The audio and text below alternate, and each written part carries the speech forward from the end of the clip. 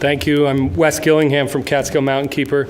Despite significant deficiencies in the Commission's environmental analysis, on December 2nd, FERC issued an order approving this project. Those deficiencies run the gamut from not looking at cumulative impacts and clearly failing to show public need. This is not about public need. This is about public greed. FERC has not just failed to meet the requirements of the National Environmental Policy Act, but they have violated the Clean Water Act by issuing this order before the New York State Department of Environmental Conservation has granted the 401 quality permit. How does that make you feel working for the DEC if FERC thinks you're an irrelevant organization that doesn't have an impact on their decision? This project all along has felt like a violation of public need, a violation of the need of government to protect New Yorkers from, in this case, they have ignored not just the residents here who are trying to protect their property, but the DEC itself. They've left out geotechnical feasibility studies for all trenchless crossings, identification of all springs and water wells within 150 feet of the pipeline and contractor yards.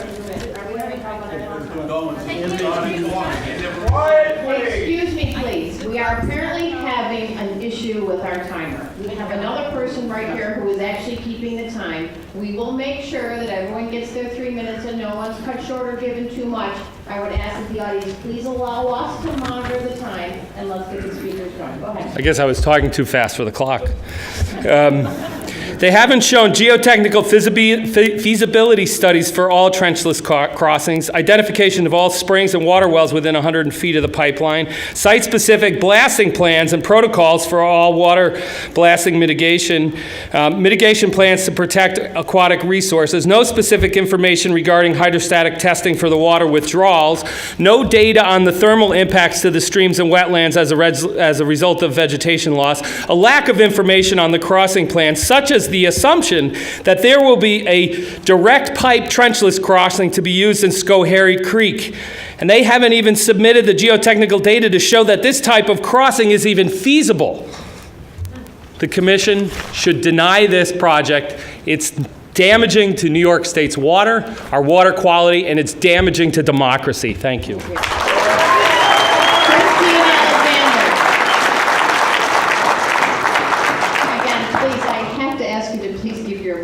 Christine Alexander, I'm going to call up a few more people. Thomas Collier, Mary, Carl, Russell Honaker.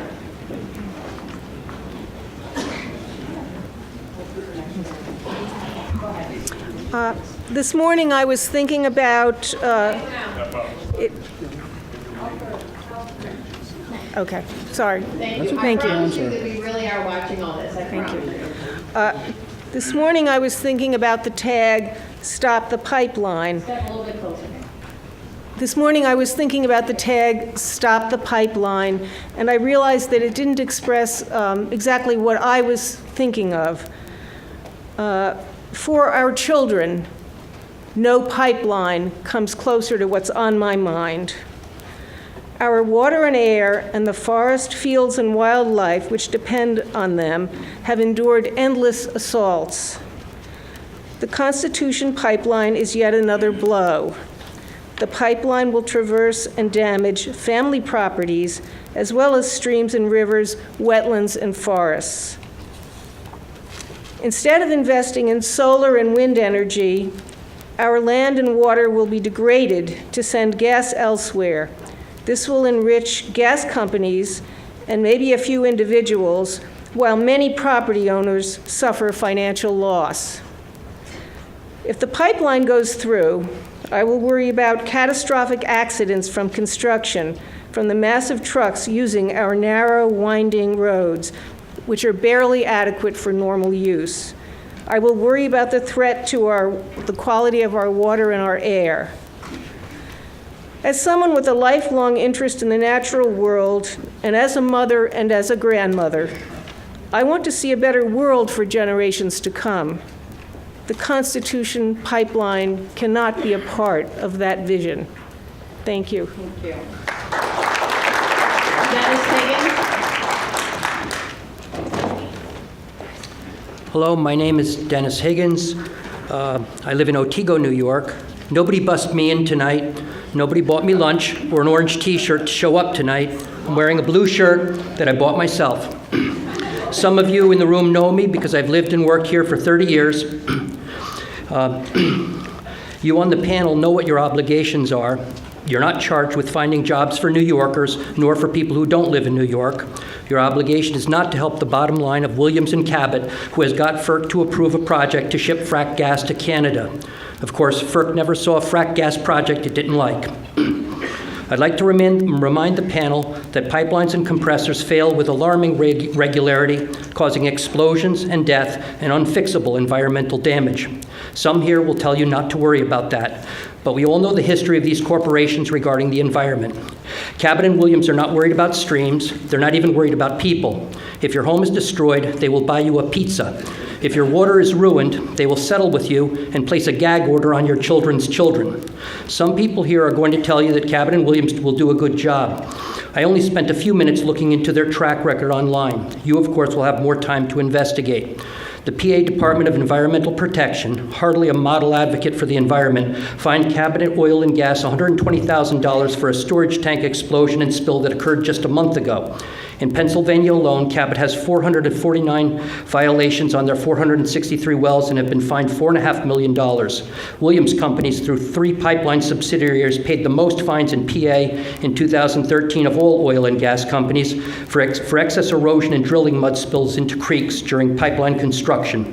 At the end of 2013, the U.S. Occupational Safety and Health Administration fined Williams for safety violations stemming from an explosion in June at the company's plant in Louisiana, which killed 2 people and injured 114. These are not nice people. I don't think we want them here.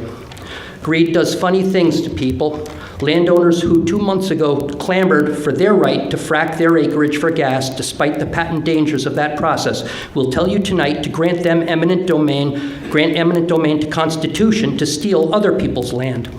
The DEC took a cautious, science-based position on hydrofracking in New York State. Thank you. Do the same here.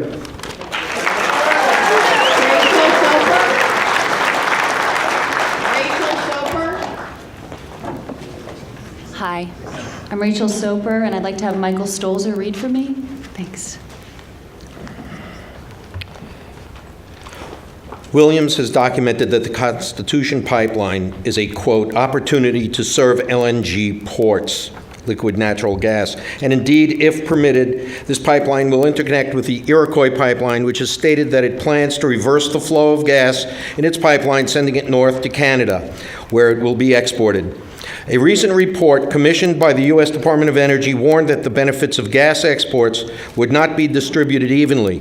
The report states, quote, although owners of natural gas resources and downstream investors will benefit from the export boom, regular wage earners will face higher home heating costs. This is from the U.S. Department of Energy.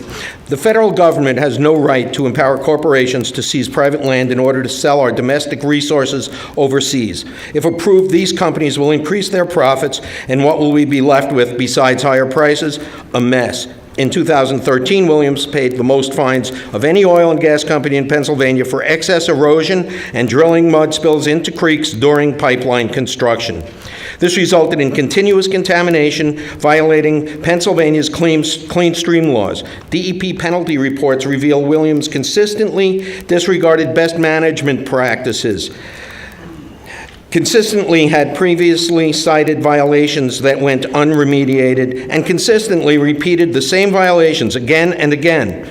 Williams had the same violations in Colorado. They were fined $275,000 for incidents caused by deficient or incomplete stormwater management plans and failing to use proper stormwater management practices, which resulted in contamination of the Parachute Creek. The director of the Colorado Water Quality Control Division commented that this as a result of blasting and cutting with no erosion controls in place.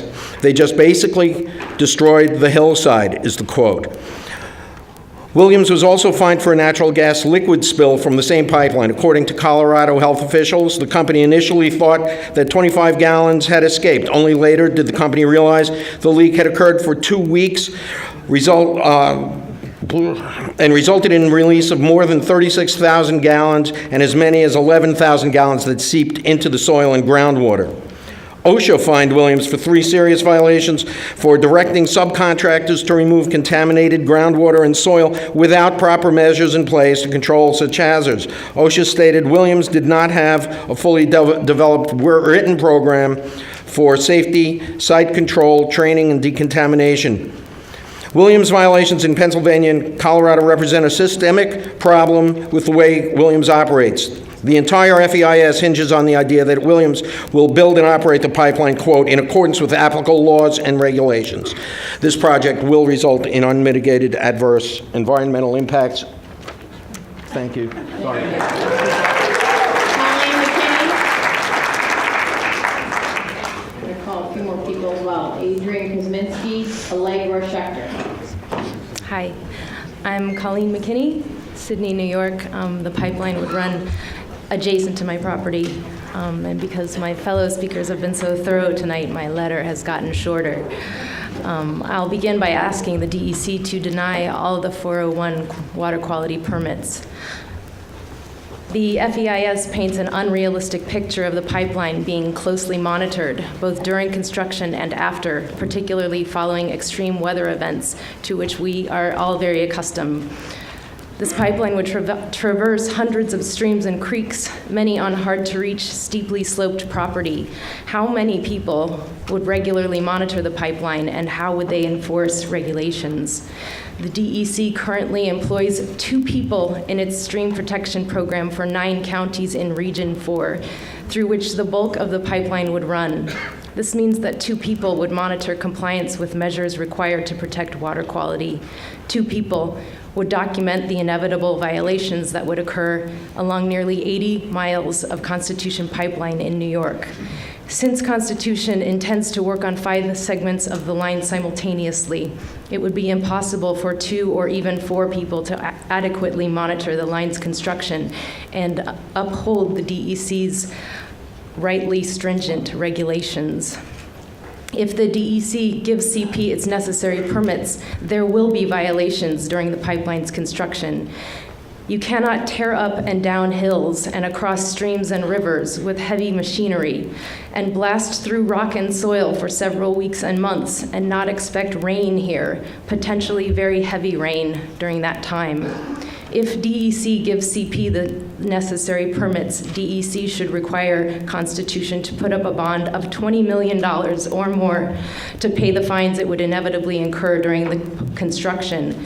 Williams is notorious for refusing to pay fines for violations incurred on other projects, often strong-arming towns and states into accepting a fraction of the fines they owe. A bond would guarantee full payment for Williams' inevitable violations. But I repeat, I ask the DEC to deny the 401 water quality permits. Thank you. Tom Gorman.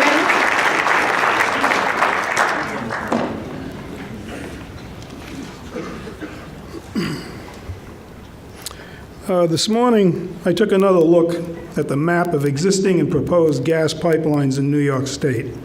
It still appears to me that the pathways for transporting gas to the Northeast already exist. However, they've been declared to be inadequate for the projected future need of that region. The idea of upgrading or expanding them to increase their capacity has been rejected, but I'm still not sure why. Nor does it appear that any consideration has been given to the use of other existing utility rights-of-way that might be both available and applicable. It would be futile for me to argue against people's jobs or against the need for gas in the Northeast. For one thing, the absence or loss of good-paying jobs for local residents would be a political, social, and economic nightmare. Nobody wants that. The more money you make, the more secure your jobs are, and the more secure your lives are, the better for all of us. However, I would like to point out that some advantages in reconsidering the use of existing rights-of-way. First, the jobs will still be there. The capacity still needs to be expanded, so the work still needs to be done. Second, the legal and consequentially political nightmare of confiscating people's property, your neighbor's property in many cases, by force, as well as destroying the peace and serenity and health of many others, will be avoided. Third, the proposed route is loaded with environmental unknowns and pitfalls. By using the existing right-of-way, the environmental problems be greatly mitigated, since the risks of using these existing rights-of-way should already be apparent and addressed. It seems that this conflict between jobs and people's homes and property and peace of mind is contrived to ultimately benefit a third party. It's an old trick called divide and conquer. As long as we are at each other's throats, we are vulnerable and we have no voice in the larger scale planning of our lives. The recent reaction of the union representatives says that they think that corporate management is their friend and that their neighbors are the enemies. Don't let the empty suits yank you around. Their argument against using the existing right-of-way is cost. They'll have to pay you guys too much because a little more work is involved. Guess what? They'll still make a lot of money. They just want as much money as they can squeeze out of us. They're a corporation. That's what they do. Thank you.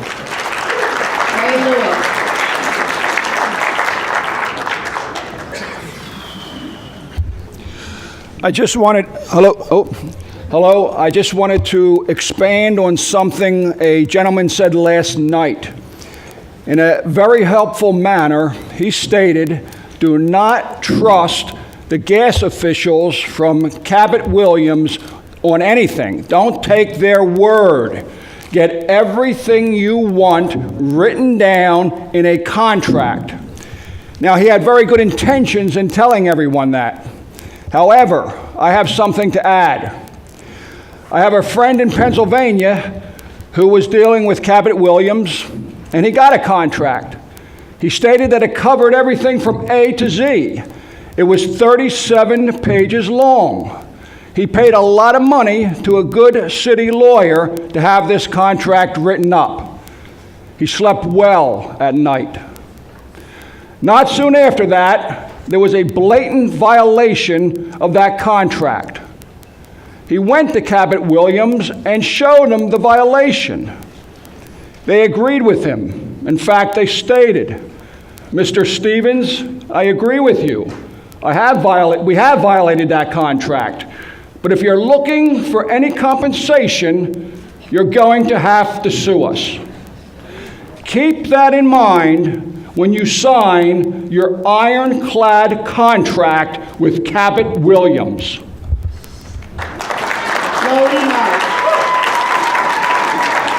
Lodi Marsh.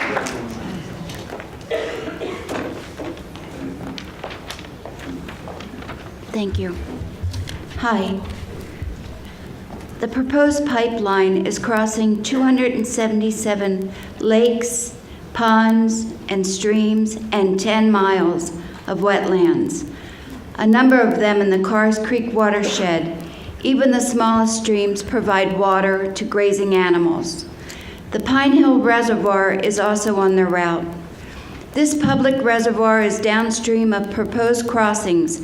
Constitution Pipeline determined the location of the intake associated with this reservoir and plans to cross it via horizontal directional drilling to avoid impacts on the water body and potential potable water intakes. An inadvertent release of drilling fluids is possible, as most occur when the drill bit is working near the surface, near the entry and exit points. Although the Village of Sydney is the owner, the Pine Hill Reservoir is located in the town of Sydney. Besides being the only backup water supply for the Village of Sydney, there are many town residents that rely on the Pine Hill Reservoir for their sole water supply. There are no reference to citizens relying on the Pine Hill Reservoir listed in the environmental impact study. The criticality of Pine Hill Reservoir being a backup water supply for the Village of Sydney was not treated as such in the EIS.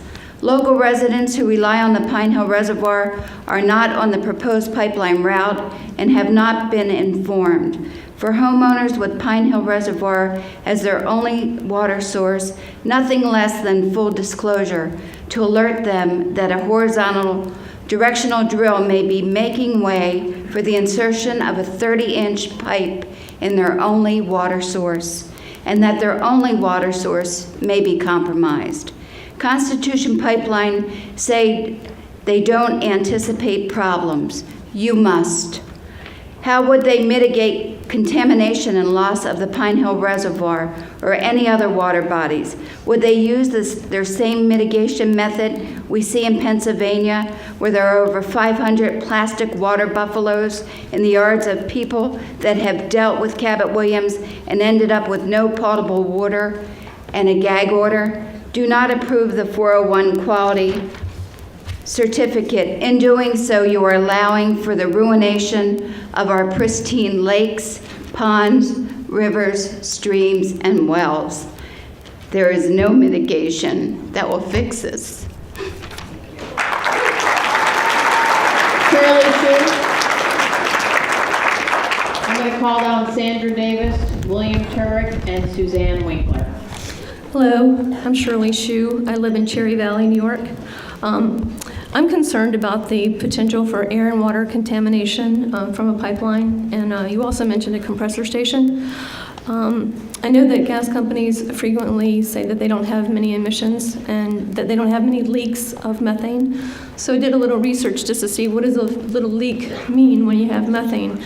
Well, the estimates by NASA scientists for the U.S. are that 8 metric tons of methane are leaked every year from pipelines, compressor stations, and drilling sites. So we continue to completely ignore that when we continue to approve pipeline after pipeline after pipeline and compressor stations. And I'm not a scientist, but I have to worry about that. So what does it look like? You can't breathe methane. I mean, you can't see methane. You can't taste it. So how do you know it's out there? Well, scientists with their satellites see it. NASA scientists took 3 years to verify that there is a leak of methane or a methane accumulation the size of Delaware over the state of New Mexico. I don't want to see that happen here in the state of New York. I'm also a new birder, and unfortunately I feel like I started birding way too late. There are 800 species of birds in North America, and every one of them are in decline in North America, some by as much as 80%. And what is the reason? Habitat loss. So when you put a pipeline that destroys forest and wetlands and streams and lakes, you also add to this problem. So where are the birds going to go? No one's going to bring them back. No one's going to bring our streams or wetlands or lakes back. You have the opportunity to make a difference. I don't. I'm also worried about, I'm a nurse, and I worry about the benzene. It isn't just methane that leaks. Benzene leaks. And benzene is a known carcinogen, and it causes leukemia. And I don't want to take care of any children in this area that got leukemia because we could have prevented it first. Thank you. John Davis.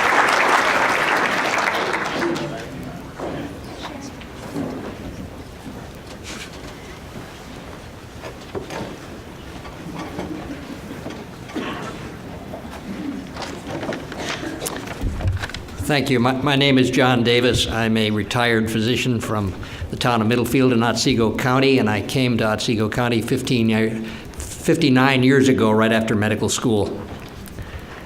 While I would not be directly affected by the construction of the Constitution Pipeline, I feel I have valid reasons to oppose it.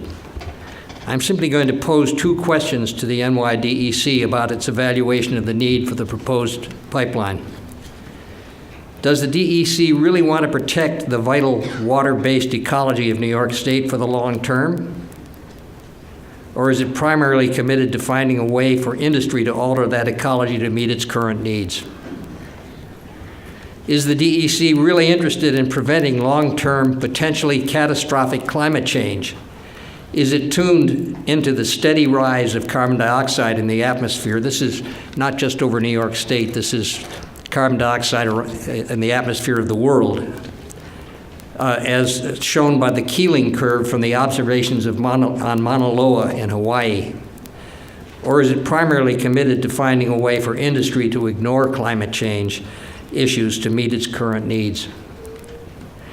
Pending DEC's answers to these questions, I doubt that meaningful mitigation is possible. And I remain absolutely opposed to construction of the pipeline. Thank you. Mary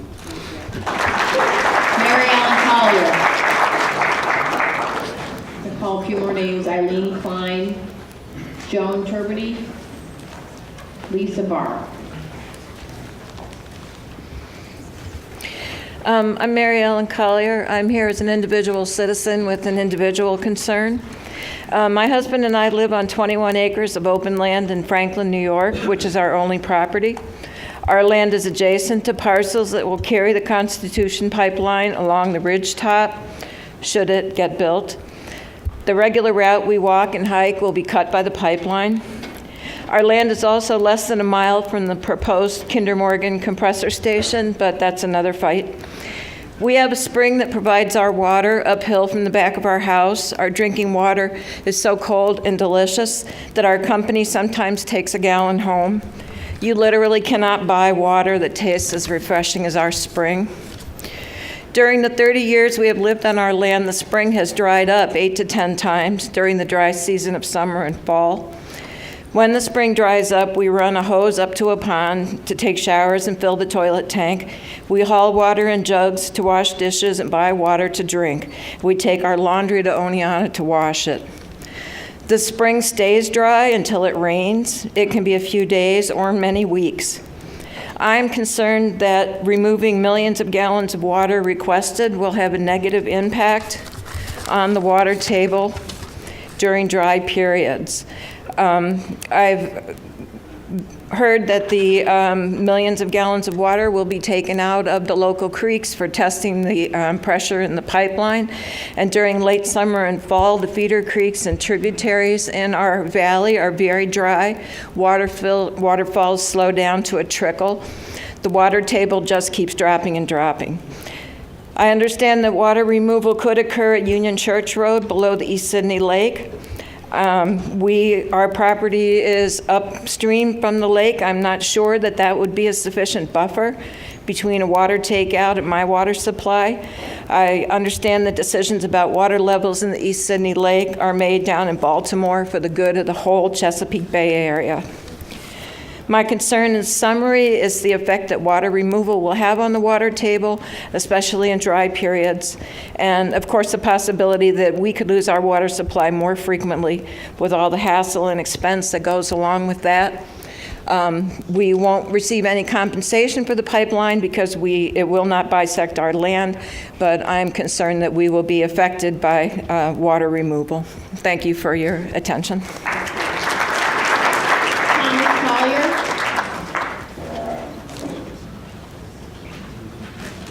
Thomas Collier.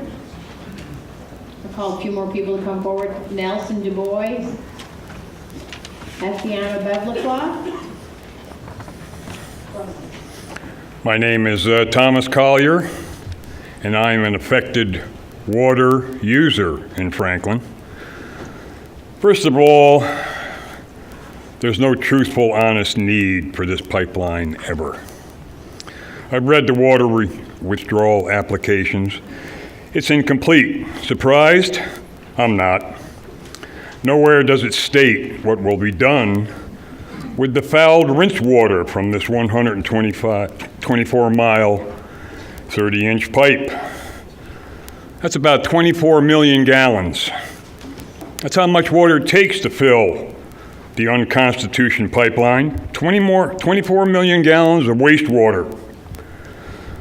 What do we get for that along the 3 creeks where the withdrawals occur?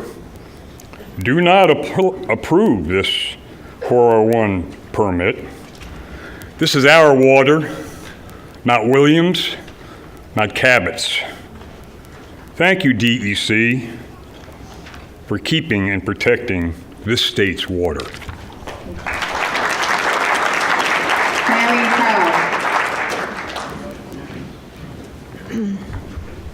My name is Marion Carl. I live in Cooperstown, in that part of the town, in the town of Middlefield as well.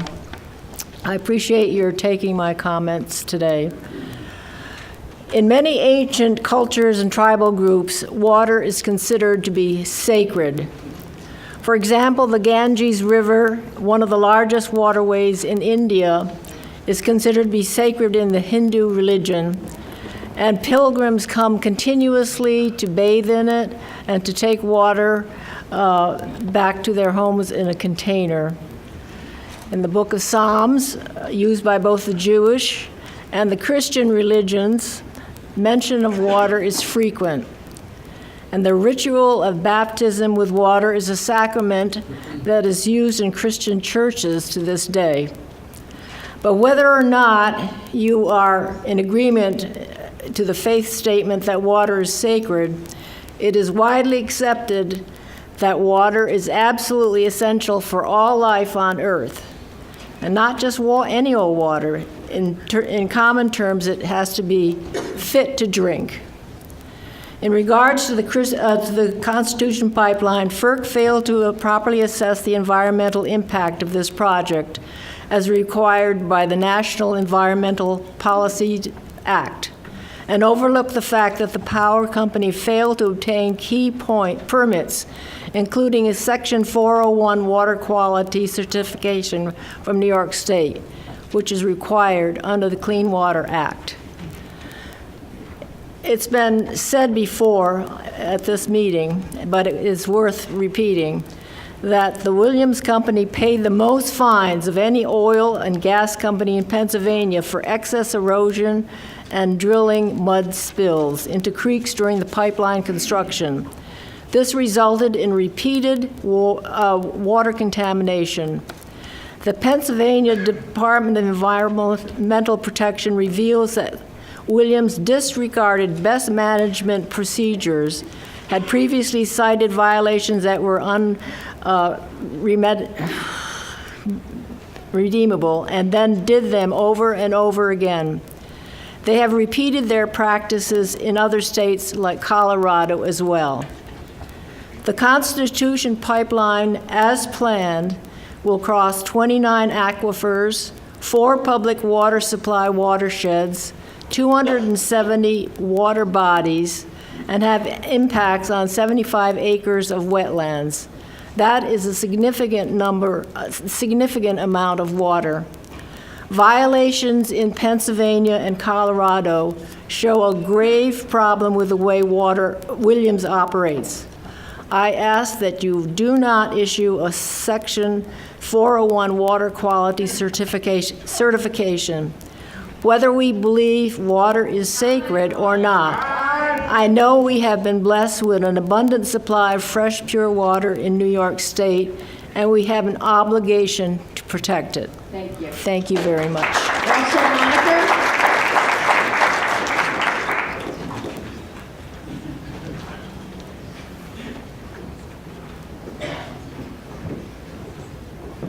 I'll call a few more names for people to come down to the front row. Tanya Lull, Linda Bevilacqua. Russell Honaker from Cooperstown, Honicker. Well, I can't match the eloquence of a 14-year-old young man who came here and spoke so logically. But I just want to celebrate for a minute because the DEC was the agency that took the laws that they wanted passed from the oil companies and passed compulsory integration. And now they're saying we're not going to frack New York. We are going to bring the waste from Pennsylvania. We're going to bring the radioactive waste. We've been doing that for years. 500,000 tons to one place in Chemung County. That was discussed last night. So we're going to pollute the hell out of the state, but we're going to ask the DEC, like they protect water, that maybe they'll consider protecting this water. And just for 1 second, because we've been here so long and my time's running out, if you think that protecting your children, as the Commissioner of Health said, he would protect his children. If you think that was a good idea, will you stand up, please? Will you stand up and you stretch? Excuse me, Mr. Stretch Hunter, up. please. And if you think, I'm sorry. If you would just listen to me for 1 second, please. I do appreciate what you want to do here, but I'm going to ask you to not do that, okay? All right, well, okay. So rather than standing up here, should any permits be permitted, which would nullify the DEC, they would nullify their any government belief that we can be served. So we'll stand up in the places where they're coming to destroy the trees and the streams. We'll stand up then. If we run out of our 3 minutes, we'll stand up and protect our land. Thanks.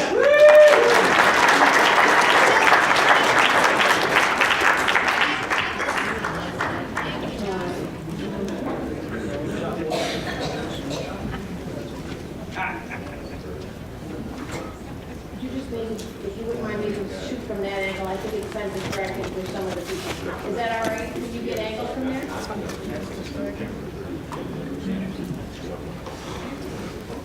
Adrian Kosminski. Mark Pizzotti can move forward if you'd like, and Barbara Loper.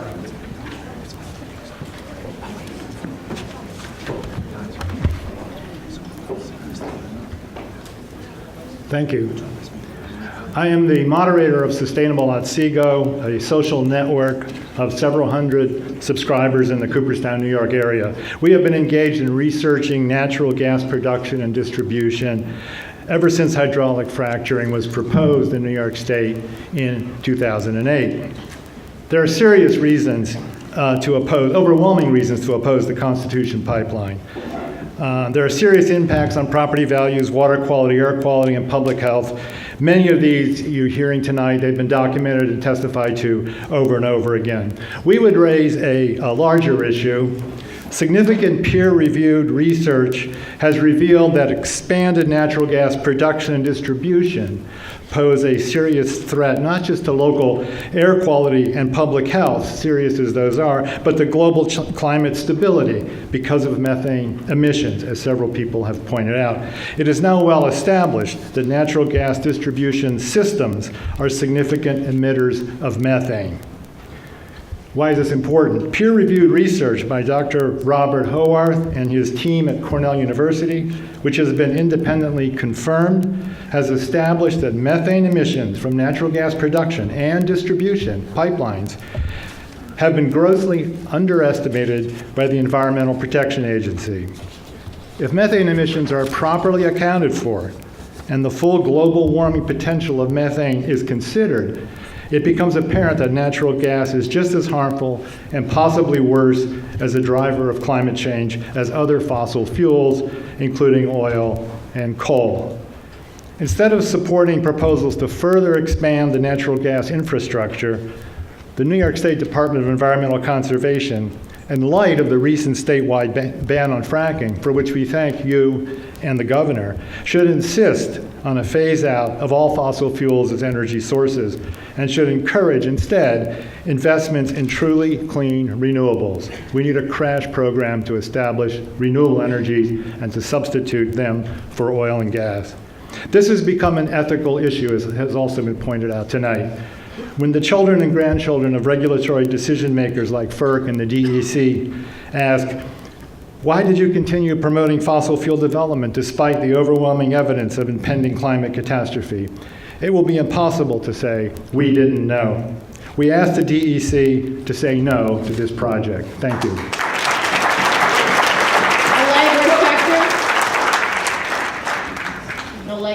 Yep.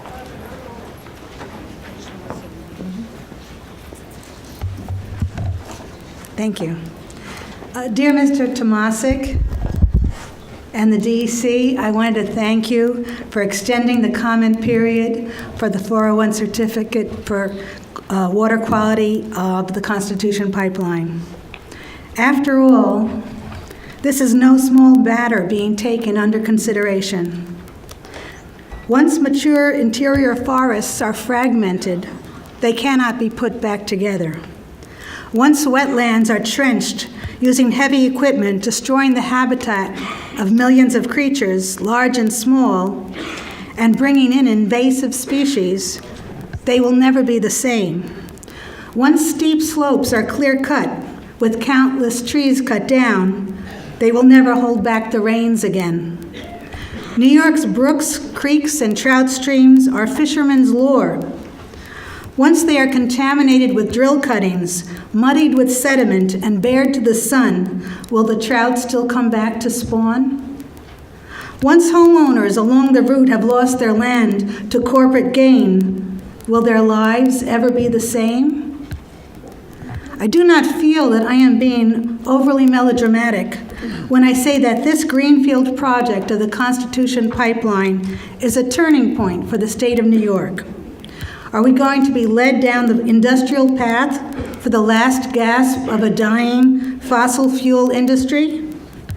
Do we want networks of gas pipelines intersecting throughout the state, accompanied by their compressor stations spewing noxious fumes, pumping methane into our planet's atmosphere? I hope not. That is not what I think of when I think of our beautiful upstate New York. My husband and I moved up here from Long Island 35 years ago. But before we did, we traveled around the country to help us decide where we would want to buy land to settle down and raise our family. Out west, the mountains were beautiful. Yes, but everything else was brown. Even back then, it was dry. We missed the green of New York, and we came back home to search for our little piece of heaven. You may not realize it, but New York is one of the most beautiful places in the country. People around the world know it. This year, Fodor's travel publication named the Hudson Valley and the Catskills one of the top 25 places in the entire world to visit in 2015. It is because we are blessed with water, a rare and precious resource that should not be abused. New York is a water state. It's why we are so green. Water bubbles forth from cool mountain springs and trickling brooks that then feed into streams and into larger tributaries. They merge and eventually become major rivers, Ma'am, your time is up. whose watersheds provide drinking water for millions. Thank you. Sandra Davis. Sandra Davis.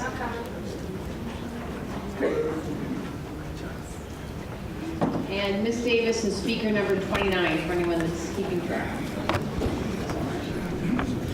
I am Sandra Davis from Deposit in Delaware County. I, like many others here tonight, came in concern for the state of New York and the 124-long natural gas pipeline called the Constitution. As a landowner and a lifetime local resident, not a transplant, it is very important to me that this pipeline project be done the right way. My family lives here and hopefully will continue living here for many generations to come, as my father, grandfather, and great-grandfather have lived here. So ensuring my children's future here is very important to me. The Constitution Pipeline will have 42 stream crossings, which I am sure you are already aware of. It is your job to make sure the crossing can be done safely, as it is with Williams. New York residents should be in very capable hands. That is why I will not speak on the safety or the route of this pipeline. It is not my job. It is the job of the DEC to keep NY safe, which they have been doing, going above and beyond for far too long. It is not your job to keep the governor stealing our constitutional rights and devaluing my property by plotting to delay the project indefinitely. Tonight, I will speak on the jobs the Constitution Pipeline will bring. This area needs jobs, even temporary ones. My husband needs a job, even a temporary job. He is going to be training as a welder, and the pipeline will get him his start in his new career. When you go back to your office and your job in Albany and think about the pros and cons of this pipeline, I want you to think about me, my 3 children, and my husband, who are counting on you to make the right decision. I do not want you to think about how you do not want to live in a construction zone. That is my choice to make. This is my land and my constitutional right. Your decision is to look at the science and consider the best way to manage the risk while reaping the benefits. To me and my family, it is not a pipeline, it is a lifeline. We need the jobs. I want everybody to take off your boots, take off your clothes, and anything that has fossil fuels in it, because y'all are ridiculous.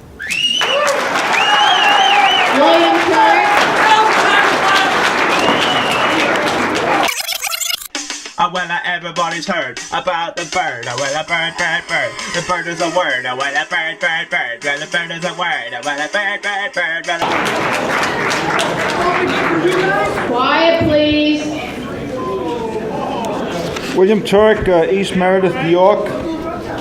DEC should not rely upon the final EIS conducted by FERC.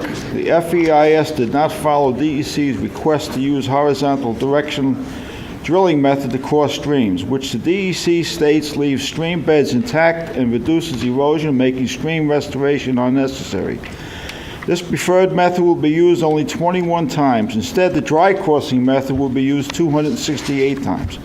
The dry crossing method requires clear-cutting trees and requires stream restoration to restore existing streams and wetlands, but stream restoration can take decades.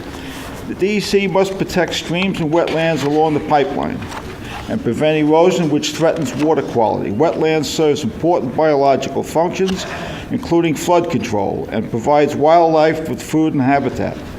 The DEC must consider the erosion problems caused by the removal of trees, especially if the dry crossing method is used. Deforestation results in flooding and washouts in streams, especially during storms. The extensive deforestation required to clear the 125-foot wide construction corridor will increase flooding and erosion, especially since some slopes are greater than 30%.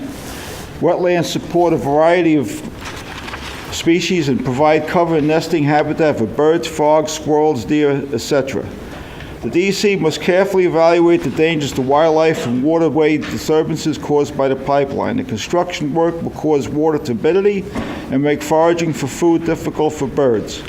During the breeding season, birds will be threatened since nests will be lost or abandoned. After construction, there are threats from open easements that allow predators to access breeding areas. FERC recommends the Constitution finalize its migratory bird plan. How can the DEC approve this application if this important plan has not been submitted or evaluated? The FEIS addresses dangers to wetlands and streams with general assurances that the situation will be mitigated, but without specifying how or to what extent. What exactly does mitigation mean? It does not mean to prevent or eliminate. Mitigation means to make something less severe, abate, alleviate, lessen, or limit. But is the damage to wetlands and streams caused by the pipeline to be abated by 95%, 5%? Exactly how much damage is acceptable? None. There are no effective regulations in place to assure that mitigation measures are carried out, or to ensure that DEC will have enough staff to investigate complaints and conduct inspections before, during, and after construction. Without regulatory assurances, the mitigation suggested by Constitution may never be implemented. Oversight will be weakened or even non-existent. Constitution's application severely threatens New York State's water bodies and wetlands. Please deny this certificate. Suzanne Winkler.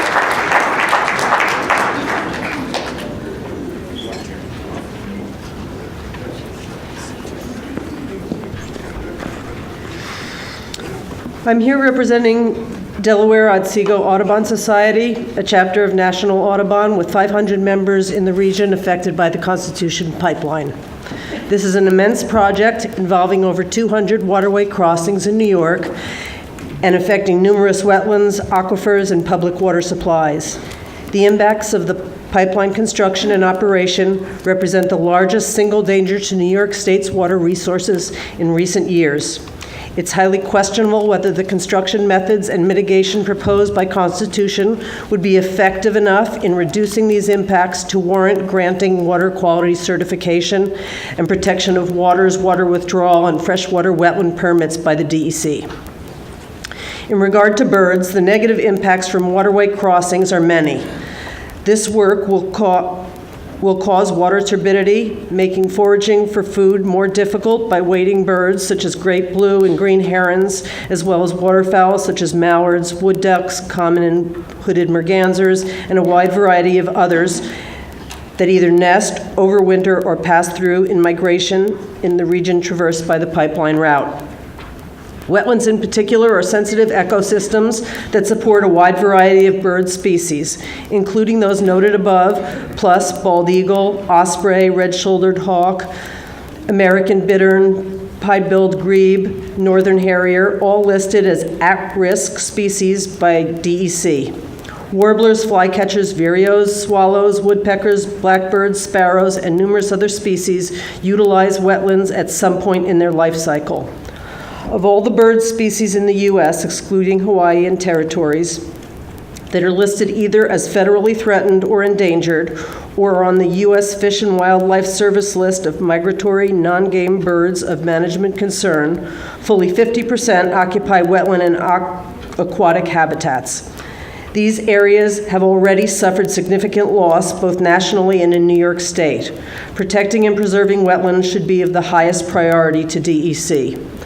Pipeline activities during breeding season pose increased threat to birds. Direct loss of nests will occur, as well as nest abandonment due to disturbance.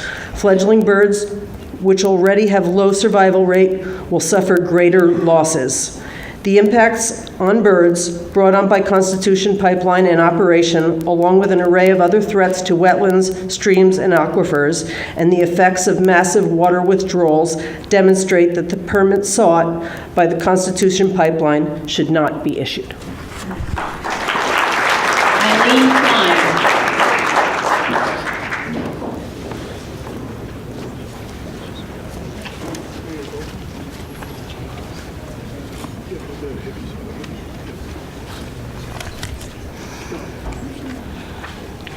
Thank you for the opportunity to speak.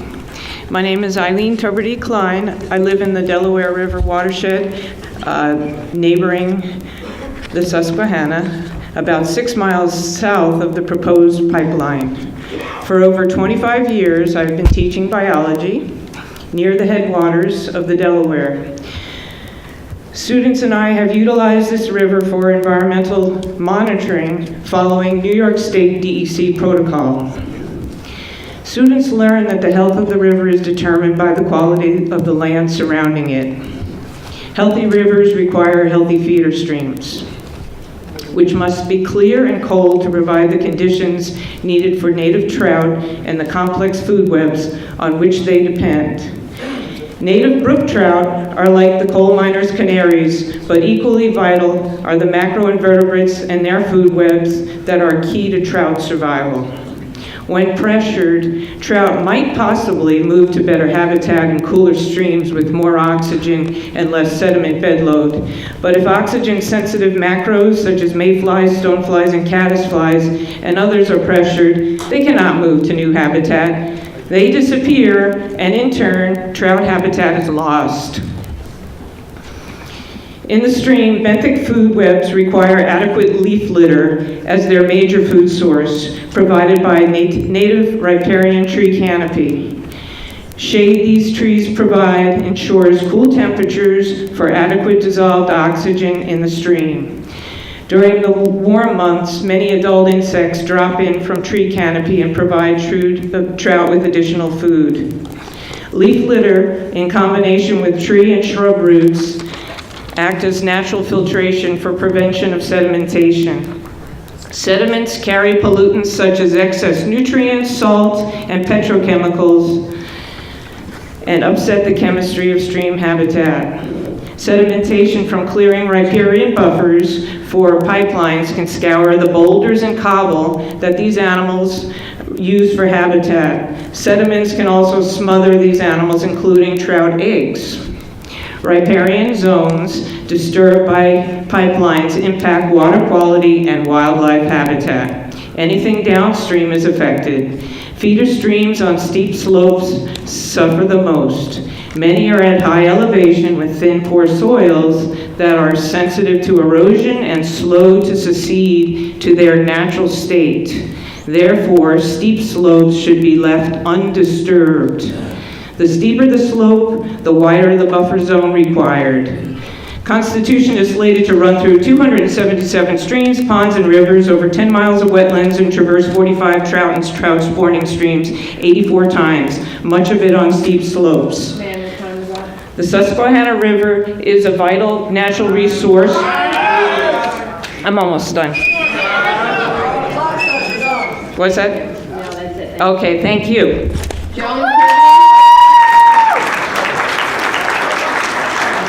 Joan Kirby?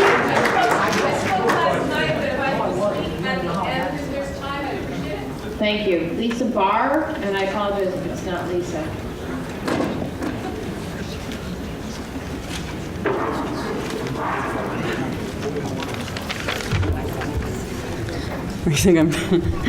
Thank you. My name's Lisa Barr, Oneonta, New York. These hearings are problematic because industry representatives engaged in AstroTurf engineering of many citizens' comments. These grassroots speakers take valuable hearing time away from legitimate comments. In other words, industry argues its case in its application and gets to block response to its own application. 2 bites of the apple. In Oneonta, we've already suffered because of the corruption caused by Marabido and Corning corporations locally. At least Corning pays most employees a living wage, $15 an hour, unlike slave labor wages of Marabido convenience store employees who subsist on food stamps and other aid while working to enrich their bosses. And these bosses also attend local public hearings on fracking and get themselves represented and appointed on economic development boards to exert their will on local politics. The worst example, Mr. Bill Marabido, allowed to remain in the room as our Town of Oneonta council member on the very night of our town's fracking hearing. This despite an out-of-town speaker pointing out 2 relevant New York statutes requiring he recuse himself. Marabido attempted to take the board into executive session, and our own supervisor, a Democrat, told him not to worry about the rules. DEC, please do not approve what amounts to a revenue pipeline that would be used to further erode the integrity of our local democratic institutions. I know about such efforts to erode press coverage firsthand in Montrose, Pennsylvania. Marabido Corning's partners in crime seemingly had persuaded Montrose leaders to pass a law banning journalists, telling them when to turn their electronic recording equipment on and off in public hearings in a public building. This was to suppress discussion of needed water supply efforts where Cabot had famously polluted Dimock, Pennsylvania. The gag orders to understandably make victims whole notwithstanding, we know what happened to Craig and Julie Sauntner. Barr versus Montrose, a pro bono case for my sister, an attorney, where I was the journalist plaintiff, illustrates that even an overbearing industry is not allowed to suppress press coverage of local governments it tries to dominate. The Pennsylvania Supreme Court sided with us and with the judge. The fact that this case was necessary at all should tell DEC the players requesting this permit are part of a dishonorable, unpatriotic cabal. The pipeliners lack manners, science, and imagination. The Green Party's Green New Deal puts a peer-reviewed Stanford University green energy build-out into action. Think the moon race, the Manhattan Project. This would be bigger. It is doable. 4.5 million new New York jobs. Solar and wind needs a lot of welders, folks. But if DEC approves this pipeline cash cow for Williams Cabot, and ultimately Marabido Corning, this industry will strangle our prospects for a green, healthy, profitable energy future. This was, after all, a big green vote in Otsego County this past election. We finally have a chance to grow a party free of corporate rule. DEC, help us preserve our democracy. Thank you.